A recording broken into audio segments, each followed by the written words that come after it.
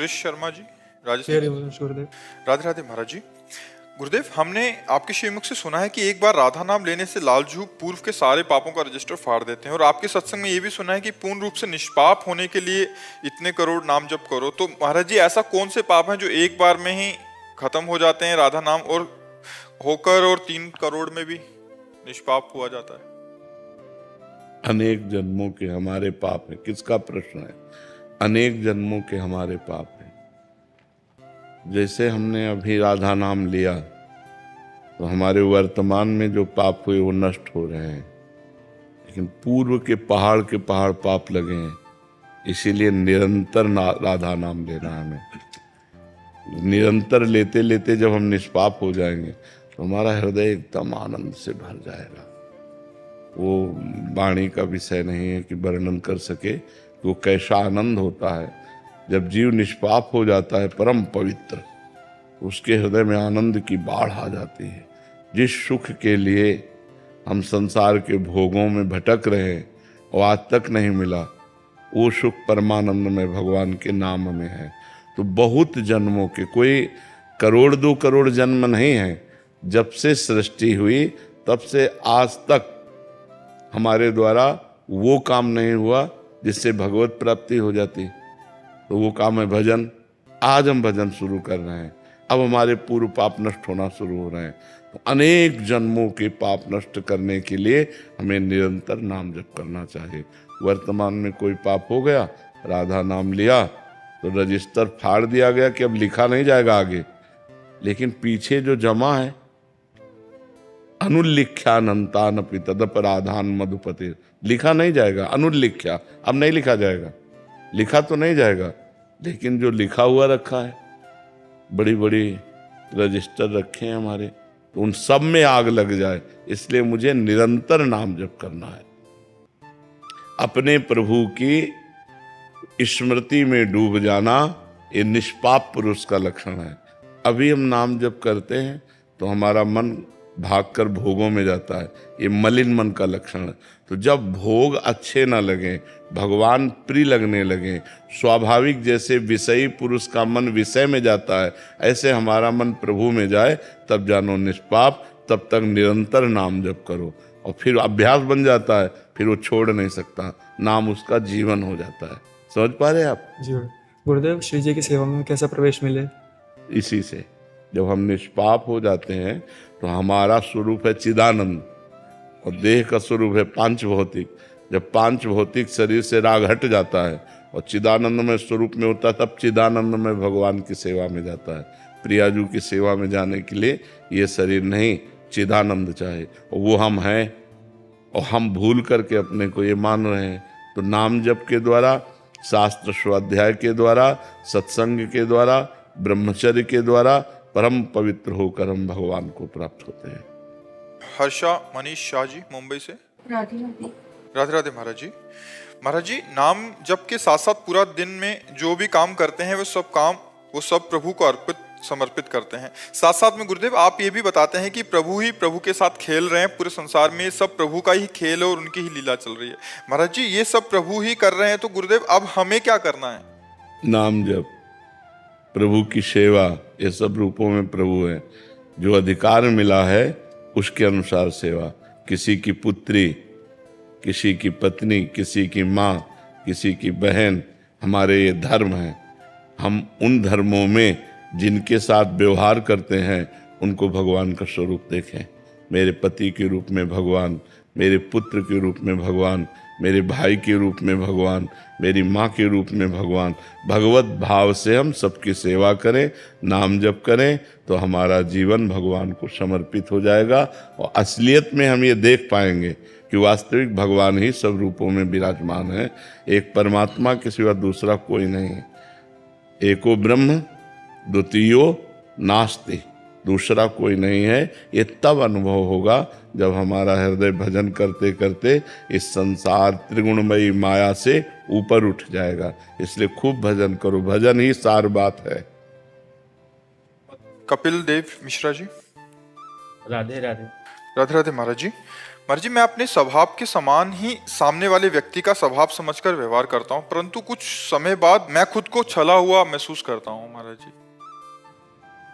कबीरा खुद को ठगाइए, हम दूसरों को ठगे नहीं, दूसरों से छल ना करें, दूसरों के साथ कपट ना करें और वो भाव भगवान को समर्पित कर दें, तो आपकी आराधना बन जाएगी। दूसरा आपके साथ जो कपट करता है, छल करता है, ठगता है, वो अपने कर्म का भोग भोगेगा। आपको भगवत भाव से अपना काम बना लेना है। निश्चल भाव, परम पवित्र भाव, वो आपके साथ बेईमानी कर रहा है, आप क्षमा कर दो। देनहार कोई और है, देत रहत दिन रहन। वो जब आपको देगा, आपको संभालेगा, तो आप बहुत धनी हो जाएंगे, आप बहुत आनंद वाले बन जाएंगे। और जो जलने वाला है, छल कपट करने वाला है, ठगे, वो गिरता चला जाएगा। तो आप उठिए, आप उसको मत देखिए, आप अपने को देखिए कि मैंने इसके साथ तो गलत नहीं किया, मैंने अपने स्वभाव के अनुसार अच्छा आचरण किया है और ये आचरण मैं भगवान को समर्पित करता हूँ, उस व्यक्ति को नहीं। व्यक्ति को निमित्त बनाकर किया हुआ आचरण हम भगवान को समर्पित करते हैं, जिससे हमारे ऊपर भगवान की कृपा होगी और वो परिवर्तनशील स्वभाव वाला, कभी छल, कभी कपट, कभी ठग, कभी दम्भ, कभी पाखंड, वो अपना भोगेगा। अवश्य में वो भोक्तव्यम कृतम कर्म शुभाशुभम। विवेक से शांत गंभीर होकर चलो तो संसार समुद्र से पार हो जाओगे, ठीक है ना। हाँ, अपने को किसी के स्वभाव से पीड़ित नहीं होना, अपना स्वभाव किसी को पीड़ा देने वाला नहीं बनाना, बात ध्यान रखना।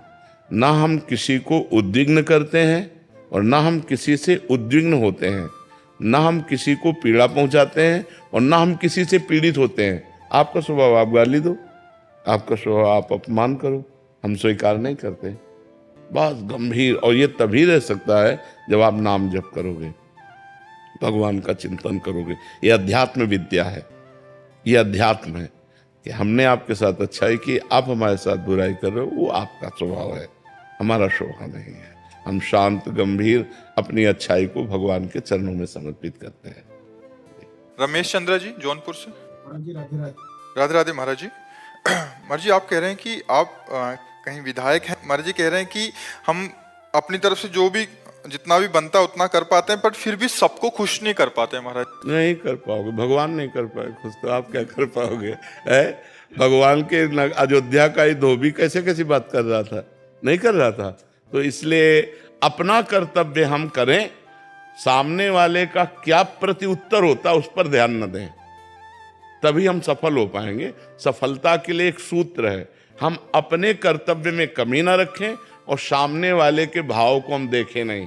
आप चाहे जितना कर लो, चाहे जितना कर लो, ये संसार है, आपको धन्यवाद देने वाले बहुत कम मिलेंगे। चाहे जितना आप कर लो, आपको कोसने वाले मिलेंगे, लेकिन धन्यवाद कि भाई आप जैसा विधायक, आपने बहुत हमारे एरिया को, हमारे समाज को सुख दिया, ऐसा कहने वाले कम मिलेंगे। आप चाहे जितना कर लो, वो आपको कोसेंगे ही, वो परिणाम में गलती वाला क्षेत्र आपके सामने रखेंगे, जो आपने अच्छाई की उसको कभी सामने नहीं रखेंगे। इसलिए आप ये नियम रखो कि हमारे द्वारा गलती ना होने पावे, हम अच्छाई के मार्ग में चलें, हम समाज सेवा करें। इसके बाद वो उत्तर क्या आता है वो हमें नहीं देखना।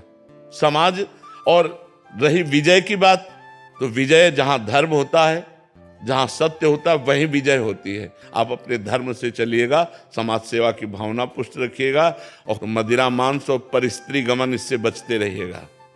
मदिरा मत पीजिएगा और मांस मत खाइएगा और परिस्त्री गमन मत कीजिएगा और धर्म से चलिएगा, विजय ही विजय है। और भी आगे पद हैं। भगवान जब, जैसे भगवान पिता हैं, जैसे पिता ने 100 रुपया दिया और आपने ठीक से उसको खर्चा कर दिया तो 1000 देने की बात आ गई, 1000 तो फिर 1 लाख, फिर 1 लाख तो फिर आगे कि हमारा लड़का समर्थ है। ऐसे हम भगवान के बच्चे हैं, भगवान ने विधायक बनाया और बढ़िया निर्वाह करो तो आगे समाज सेवा के बड़े बड़े पद हैं, भगवान उनको दे देंगे।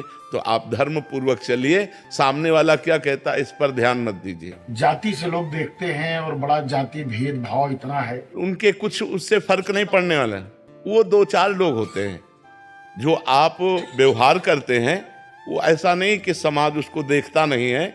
जो 2-4 लोग ऐसे होते हैं जो मलिन स्वभाव के होते हैं, वो नहीं मानने वाले। और ये हम आपको बताएं, हम सब एक जाति के हैं, सच्ची बात मानो। हम एक ही बाप के बेटा हैं, अलग अलग घर बन गए, उन्हीं को जाति कह दिया गया, नहीं, हम एक ही परमात्मा के संतान हैं। आप सच्चाई से समझो, पंचभूत एक हैं कि नहीं? जो 5 भूत हैं, पृथ्वी, जल, अग्नि, वायु, आकाश, ये 5 भूत हैं। इन्हीं से सारे शरीर बने हैं कि नहीं? तो सबके शरीर इन्हीं 5 भूतों से बने हैं, और आत्मा सबकी एक है। भेद बताओ क्या है? भेद क्या है? माना हुआ भेद है। जैसे बड़ा भाई छोटे भाई से पैर छुआ रहा है, एक मर्यादा है। नहीं, एक ही पिता की दोनों संतान, वो पूज्य और वो अपूज्य, ऐसा नहीं है। दोनों एक ही पिता के हैं। हाँ, तुम बड़े भाई, तुम्हारे पैर छूते हैं। तो एक समाज की व्यवस्था बना दी गई, ब्राह्मण, क्षत्रिय, वैश्य, शूद्र। वो एक व्यवस्था व्यवहार की है, सत्य नहीं है। सत्य नहीं है। सत्य तो एक ही परमात्मा सब में है, और पंचभूतों के सबके शरीर बने हुए, कोई छोटा बड़ा नहीं, अपनी अपनी जगह सब अपनी मर्यादा से रहें, अपनी सेवा सत्कार करें। वो एक ही परमात्मा विविध रूपों में है, वो एक ही परम तत्व सब रूपों में है। आप ऐसा मानकर खूब प्यार से समाज की सेवा कीजिए, आपकी उन्नति में कोई बाधा नहीं पहुंचा सकता, यदि आप धर्म से और सत्य से चलेंगे तो। अनुभा जी प्रयागराज से। राधे राधे। राधे राधे महाराज जी। महाराज जी, मंदिर में विग्रह दर्शन से पूर्व मन मस्तिष्क में शून्यता का भाव आता है। शून्यता का या शांति का? इसमें अंतर है। नहीं, अंतर है ना। शून्यता में मंदता होती है, मंद बुद्धि में कुछ समझे में नहीं आ रहा, और शांति और आनंद की गंभीरता, तो उसको शब्दों में बोलना पड़ेगा कि मंदिर के श्री विग्रह के दर्शन से एक शांति महसूस होती है, हमारे अंदर की हलचल मिट जाती है, मन शांत होने लगता है। ऐसा बोलोगे तो पॉजिटिव, और बोले शून्यता आने लगती है तो वो फिर निगेटिव। तो आप बोलिए क्या कहना चाहते हैं? शांति। हाँ, ये शांति शब्द, आनंद शब्द, जिस आनंद में अब कोई चिंतन नहीं होता। जी महाराज जी, विग्रह के समक्ष होने पर भी कोई प्रार्थना या इच्छा याद नहीं आती, परंतु मंदिर से बाहर आते ही पुनः दर्शन की अभिलाषा उत्पन्न हो जाती है। हाँ, महाराज जी, अच्छी बात है, अच्छी बात है। भगवान की कृपा है, बहुत अच्छी बात है। भगवान के दर्शन बार बार करने से भगवान की कृपा प्राप्त होती है। जो श्री विग्रह रूप में भगवान ही विराजमान है, अर्चावतार हैं, बार बार दर्शन करने चाहिए, बार बार प्रणाम करने चाहिए। एक बार श्री विग्रह में विराजमान भगवान को प्रणाम करने से 10 अश्वमेध यज्ञ का फल मिलता है। 10 अश्वमेध यज्ञ करने वाले का जन्म होता है, लेकिन भगवान को प्रणाम करने वाले का जन्म भी नहीं होता है, वो भगवान को ही प्राप्त हो जाता है। एकोपि कृष्णः कृतः प्रणामो दशाश्वमेधा वृथेन तुल्यः दशाश्वमेधि पुनरेपि जन्मो कृष्ण प्रणामी न पुनर्भवाए।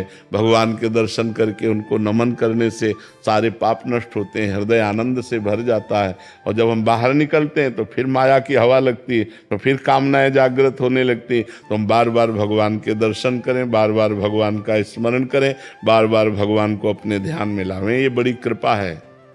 प्रिया कुमारी जी।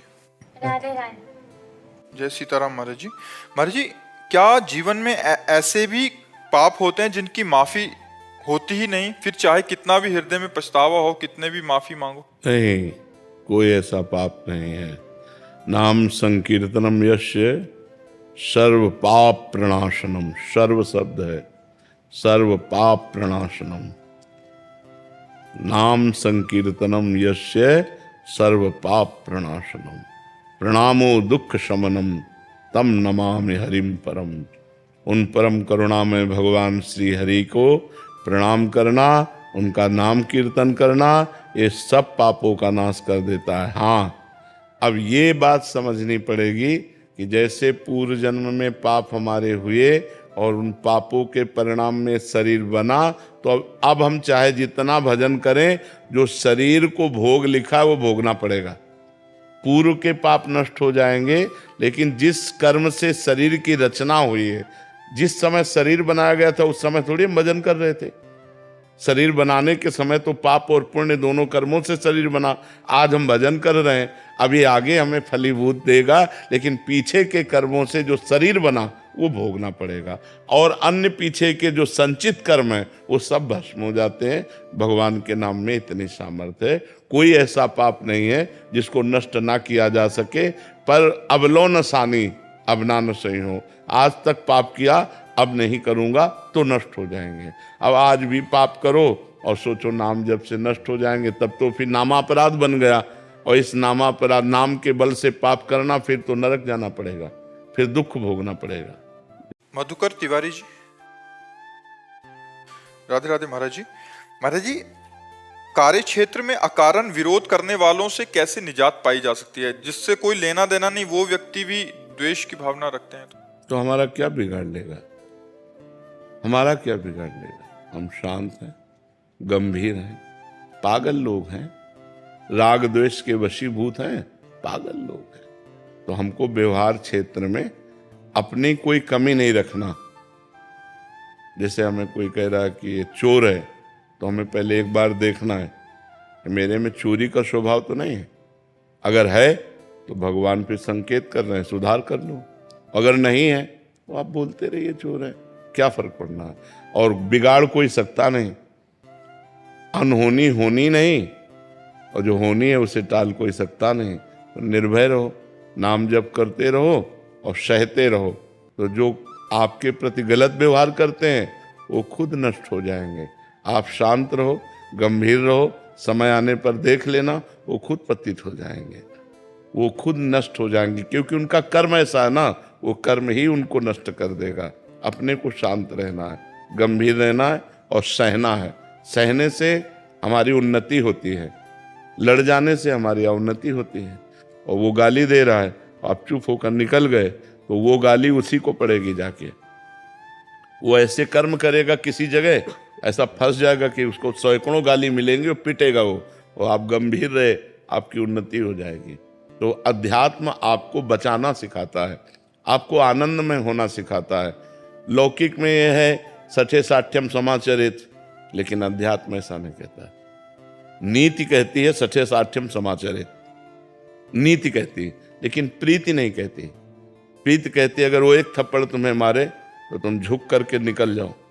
अब वो एक थप्पड़ उसके लिए इतना भारी पड़ेगा, वो झेल नहीं पाएगा, क्योंकि आप चुप हो गए ना। एक नाव में एक संत और उनके शिष्य बैठे हुए थे, और बहुत से लोग, 20-25 लोग नाव में बैठे हुए थे। इतने में एक दरोगा और 2 पुलिस वाले चढ़े। जहाँ संत थे वहीं खड़े हुए, और वो संत नंगे पैर, उनका जो शिष्य था, और वो बूट पहने, तो बूट रख दिया उनके पैर में, तो वो चीख पड़े तो एक चाटा मारा और गाली, वो संत शांत, राम राम शांत। नाव किनारे लगी, तो किनारे 2-4 हाथ पानी में, जहाँ इतना पानी वहाँ नाव तो जाएगी नहीं। अब वो बूट पहने थे, तो वो संगीन लिए हुए थे, गश्त में थे। तो पहले देखा होगा बंदूक के ऊपर चाकू लगी हुई संगीन, तो उन्होंने ऐसे रखा और सोचा छलांग लगा के पार हो जाए। वो बालू थी, वो फिसल गई, संगीन उनके यहीं घुसी और वहीं मर गए। तो गुरुजी ने अपने शिष्य को डांटा कि अगर एक शब्द कह देता तू तो ये बच जाता, तूने एक शब्द भी नहीं कहा ना, इसलिए इसको इतना भारी दंड मिल गया। पलट कर तुम्हें कोई गाली दे रहा हो, गाली मत देना, उसको इतना बड़ा दंड मिलेगा कि वो भोग नहीं पाएगा। उमा क्षमा सापहुते भारी, अपने कर्म जाए अपकारी। अपकार जो तुम्हारा कर रहा है, तुम चुप हो जाओ, ये सबसे बड़ा दंड होगा, और सह के निकल जाओ। तो ये क्षमा श्राप से भी भारी हो गई, उसको भारी दंड मिलेगा। इसलिए हम तो ये चाहते हैं कि उसको भी दंड न मिले, आनंद से रहे, काहे को दंड मिले।